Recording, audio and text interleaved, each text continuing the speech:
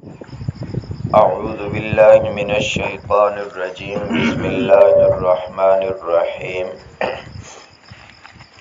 ما یود الذین کفروا من اہل الکتاب والمشرکین ان ینزل علیکم من خیر من ربکم۔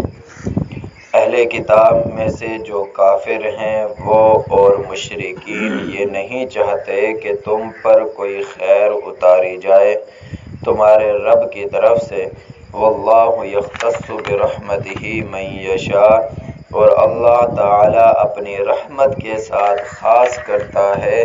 جسے چاہتا ہے۔ واللہ ذو الفضل العظیم، اور اللہ بڑے فضل والا ہے۔ اب یہاں سے ایک اور یہودی کی حرکت کے بارے میں بتایا کہ آپ علیہ السلام کے زمانے میں جو یہودی تھے، حضرت محمد عربی صلی اللہ علیہ وسلم نے ان کو دعوت دی، یا آپ علیہ السلام کے صحابہ کرام نے جب یہودیوں کو دعوت دی تو انہوں نے آگے سے کہا یقیناً ہم آپ کے اوپر ایمان لے آتے، یقیناً اگر ہم آپ کے اوپر ایمان لے آتے اگر آپ کا دین ہمارے دین سے اچھا ہوتا،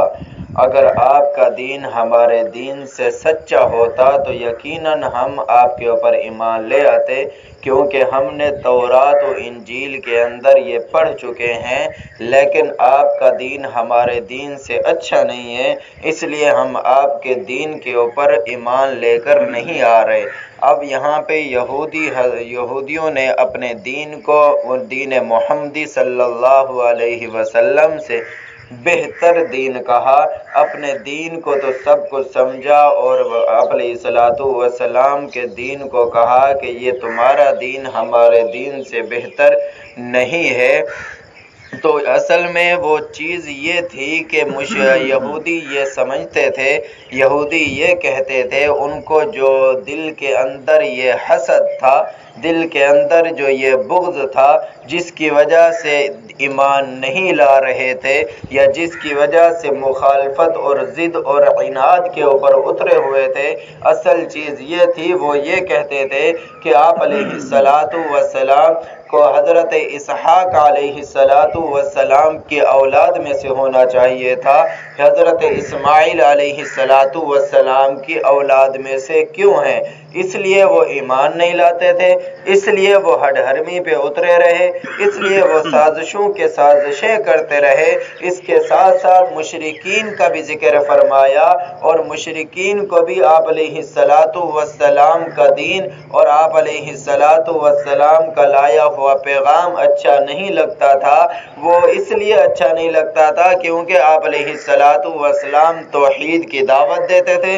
اور یہ مشرکین کے مذاہب اور مشرکین کے عقائد سے بالکل مخالف تھے، کیونکہ ان کا عقیدہ تھا کہ جو کچھ ہوتا ہے ان بتوں سے ہوتا ہے، ان مورتیوں سے ہوتا ہے، جو کچھ ہم ہاتھوں سے گڑھتے ہیں۔ لیکن آپ علیہ السلام جب دین کی دعوت دیتے، سب کچھ کہتے کہ یہ اے لوگو لا الہ الا اللہ پڑھ لو، کامیاب ہو جاؤ گے، اور سب کچھ ہونے کا یقین اللہ رب العزت سے ہو جائے۔ جب آپ علیہ السلام یہ بات کرتے تو مشرکین کہتے کہ ہمارے بتوں کی مخالفت کر رہے ہیں، تو ہم تو اپنے آبا و اجداد کا دین چھوڑنے والے نہیں ہیں، اور ہم تو ان بتوں کی عبادت چھوڑنے والے نہیں ہیں۔ یہ جو محمد صلی اللہ علیہ وسلم نبی بن کر آیا ہوا ہے، یہ تو ہمارے بتوں کی مخالفت کرتا ہے، اس لیے ہم اس کے اوپر دین یا اس کے اوپر ایمان لانے کے لیے تیار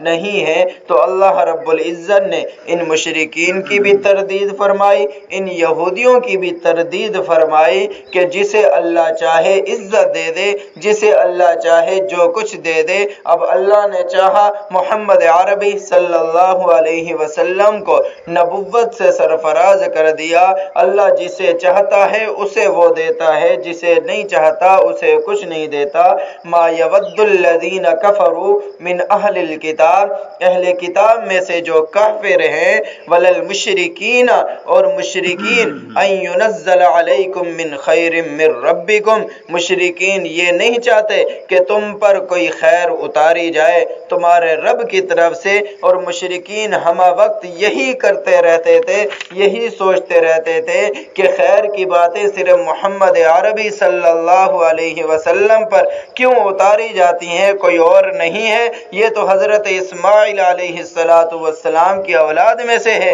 حالانکہ پیغمبر تو ہونا تھا حضرت اسحاق علیہ السلام کی اولاد میں سے ہونا چاہیے تھا۔ یہ ساری باتیں مشرکین کیا کرتے تھے۔ واللہ یختص برحمتہ، مشرکین اور یہودی یہ باتیں کیا کرتے تھے۔ واللہ یختص برحمتہ من یشاء، اللہ اپنی رحمت کے ساتھ خاص کرتا ہے جسے چاہتا ہے۔ واللہ ذو الفضل العظیم، اللہ رب العزت بڑے فضل والا ہے۔ پھر آگے ایک اور آیت لا کر یہ بات بتا دی کہ ہم قرآن کریم کے اندر کبھی ایک آیت لاتے ہیں، کبھی اس کے علاوہ اس آیت کو دوسرے لوگوں سے بھلا کر دوسری آیت لے آتے ہیں، یا یہ آیت بھی ہوتی ہے اس کی مثل دوسری آیت لے آتے ہیں، یا یہ والا حکم ہوتا ہے لیکن اس آیت جس آیت سے یہ حکم صادر ہو رہا ہوتا ہے اس آیت کو منسوخ کر دیتے ہیں، یا آیت تو باقی رہتی ہے اس کے حکم کو منسوخ کر دیتے ہیں، یا تو آیت اور حکم دونوں کو منسوخ کر دیتے ہیں کہ ما ننسخ من آیت او ننسیہا نأتی بخیر منہا او مثلہا، ہم جو آیت منسوخ کرتے یا ہم اس کو بھلا دیتے ہیں تو ہم اس سے بہتر یا اس جیسی لے آتے ہیں۔ تو یہاں پہ بھی مشرکین اور یہودیوں کے جواب میں یہ آیت نازل ہوئی، کیونکہ اللہ رب العزت جب ایک آیت وہ آسمان سے اتار دیتے اور جب وہ آیت اگر مناسب نہیں لگتی،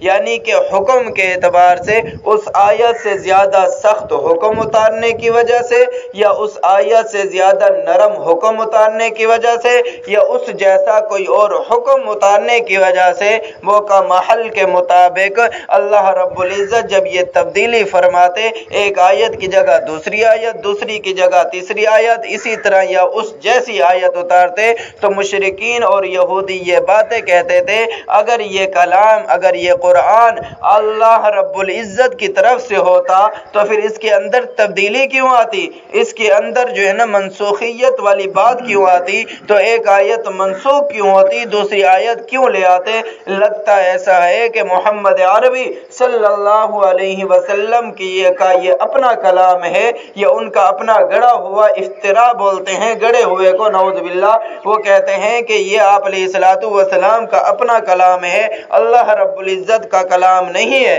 اگر اللہ رب العزت کا کلام ہوتا تو اس کے اندر یہ منسوخیت والی بات کیوں ہوتی، کبھی ایک حکم آ جاتا ہے کبھی دوسرا آ جاتا ہے، تو پھر اللہ رب العزت نے ان کی بھی تردید کی، ما ننسخ، ہم جو آیت منسوخ کرتے ہیں، من آیت میں سے، او ننسیہا نأتی بخیر منہا، ہم اس کو بھلا دیتے ہیں تو ہم اس سے بہتر، او مثلہا، یا اس جیسی لے آتے ہیں۔ الم تعلم، کیا آپ کو معلوم نہیں، ان اللہ علی کل شیء قدیر، کہ اللہ تعالی ہر چیز پر قادر ہے۔ اب یہاں پر ایک بات سمجھنے کی ہے، منسوخ کی تین قسمیں ہیں۔ ایک قسم تو یہ ہے کہ اس آیت تو باقی رہے، آیت کا حکم منسوخ ہو جائے، جس طرح جو ہے نا عورت کی عدت 1 سال پوری تھی لیکن اس کی آیت تو جو ہے نا موجود ہے لیکن اس کا حکم منسوخ نہیں ہے، تو عورت کی عدت کم ہو گئی، 4 مہینے 10 دن ہو گئی۔ اسی طرح طلاق والی کی عدت 3 مہینے ہو گئی۔ جب یہ عدت کے اندر جو ہے نا منسوخیت والی بات آئی تو اس کے علاوہ ایک اور منسوخ کی قسم یہ ہے کہ آیت تو منسوخ ہو جائے لیکن اس کا حکم باقی رہے، جیسے الزانیۃ والزانی، جیسے سیبہ عورت ہو یا سیبہ یعنی کہ شادی شدہ عورت ہو، اس کو جو ہے نا جلا وطن کر دیا جائے گا، اس کو جو ہے نا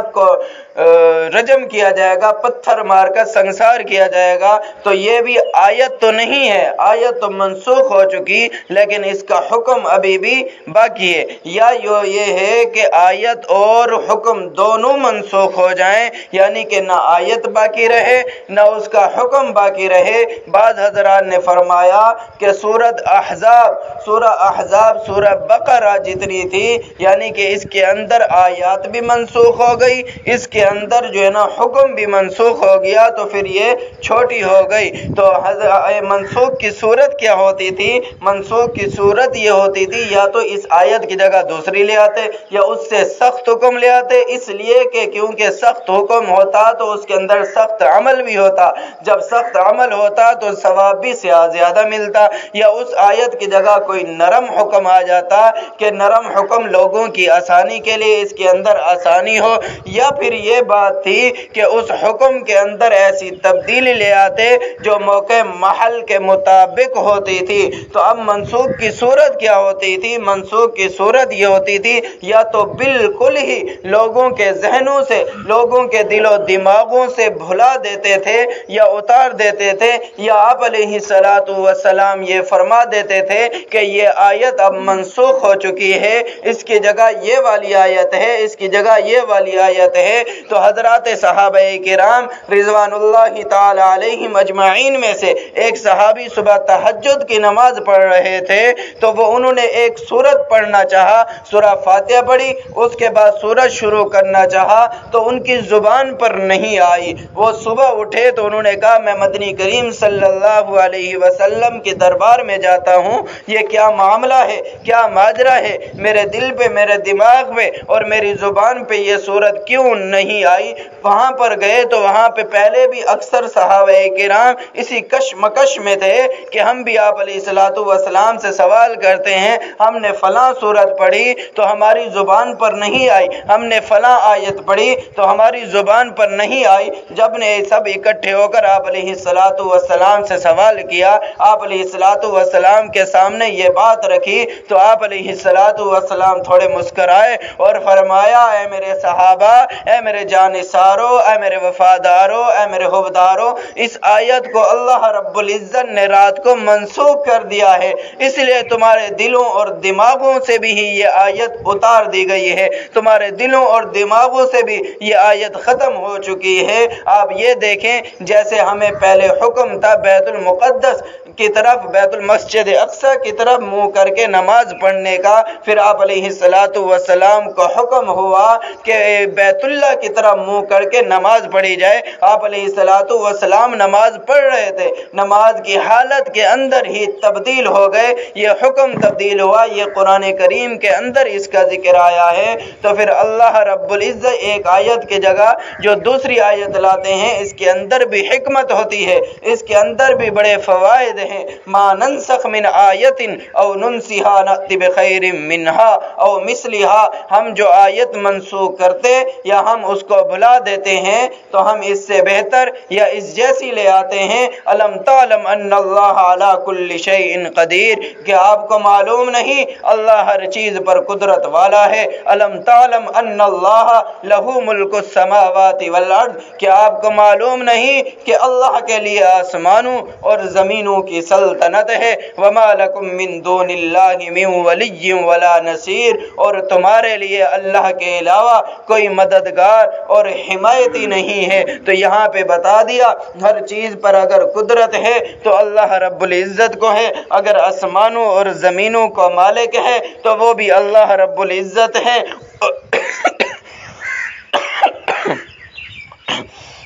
ان کی مرضی کبھی کون سا حکم بھیجیں، ان کی مرضی کون سا کوئی حکم اٹھا لیں۔ جو کچھ کہا گیا سنا گیا اس کے اوپر اللہ رب العزت عمل کرنے کی توفیق عطا فرمائے۔ الحمدللہ رب العالمین الرحمن الرحیم مالک یوم الدین۔ ربنا ظلمنا انفسنا وان لم تغفر لنا وترحمنا لنكونن من الخاسرین۔ ربنا هب لنا من ازواجنا وذرياتنا قرة اعين واجعلنا للمتقين صلی اللہ تعالی علی خیر خلقہ محمد وعلی آلہ وصحبہ اجمعین۔